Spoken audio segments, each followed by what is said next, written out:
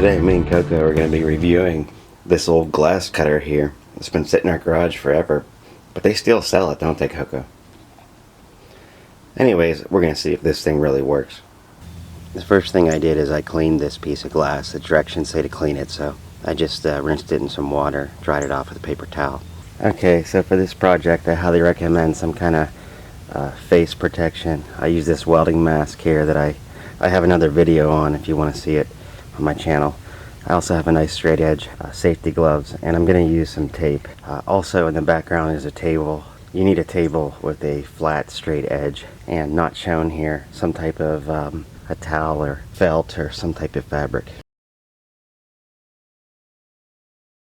Okay, so I'm just going to open this oil up that came with it. Just dip it in there. It comes with a marker, so you can just mark the edge you want to cut. I'm just going to put my straight edge here, and then I'm going to put some pressure on it, and I'm going to score it. Now, the main thing is you got to stay right up against the straight edge. Put some nice pressure down. So I'm going to go straight down, being careful to stay on that straight edge.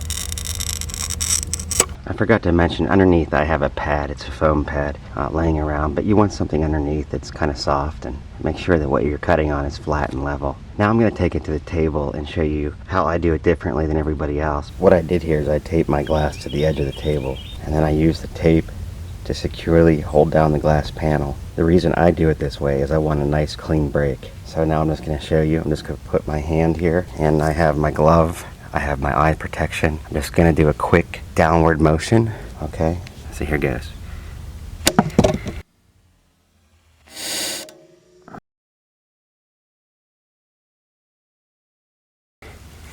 Look, so it's pretty smooth. Not bad. So let's do the other three edges and see how square we can make it. Okay, so off camera, when I went to break the remaining edges, I didn't have enough glass to work with, so it just snapped in half. But as you saw, I was able to cut one edge successfully.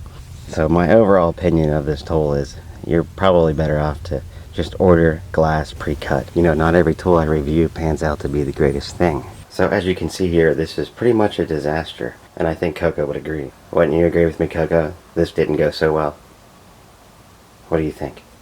So my overall impression is, for the price of the tool, it's not bad to have it. If you have two good edges and some extra glass, you can certainly cut two edges in a pinch and get it done. The edges aren't perfect, but you could always file them with a file and make them smoother. But I definitely would recommend this more for somebody who's replacing glass, say, in a door that has the trim hiding the edge. In general, I still think it's better to have it pre-cut by a professional. Alright, so if you have any questions for either me or Coco, just leave the questions in the comment section below. Right, Coco? If I have any questions, you can answer them, right? Alright, thanks for watching.